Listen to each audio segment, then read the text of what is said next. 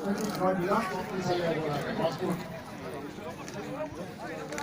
বছৰৰ পৰা শাসন কৰিবলৈ সুযোগ পাইছে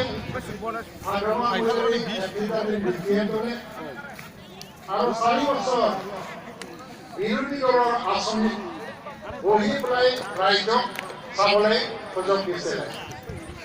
কিন্তু ৰাইজে আশা কৰাৰ দৰে ইউপিএফ দলে ইমান মজবুত হ'ব নোৱাৰিলে আৰু ইউপিএফ দলৰ দৃষ্টিভংগীৰ কিছু হয়তোবা সমস্যা আহিছে।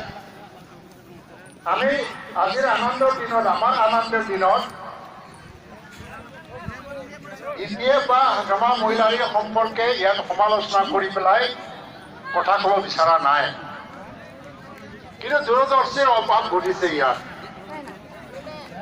ইউপিএফ দলৰ মানুহবিলাকে দলৰ মজিয়াত থাকি দূৰদৰ্শিতাৰ অভাৱটো দেখিবলৈ পাইছে আৰু ইউপিএফ দলত জন্মলগ্নৰ পৰা বিৰোধী দলৰ আসনত বহি যুঁজি যুঁজি আহি 2020 চনত শাসনত আহিছে যদিও সম্পূৰ্ণভাৱে সংখ্যাগৰিষ্ঠতা লৈ পেলাই চৰকাৰ গঠন কৰিব পৰা নাছিল।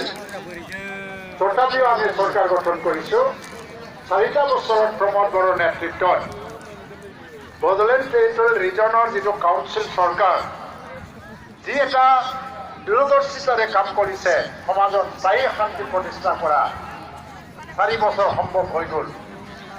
আমি প্ৰতিটো আঁচনিটো এটা পৰিকল্পনাৰে লৈ যাব লাগে। আমি আমাৰ বাবে কাম কৰিব নালাগে, আমাৰ ভৱিষ্যত প্ৰজন্মৰ কাৰণে কাম কৰিব লাগে। আজি এটা স্কুল বিল্ডিং বনাব লাগিলে কণ্ট্ৰাক্টৰে কিমান লাভ হ'ব, স্কুল কমিটিয়ে কিমান লাভ হ'ব,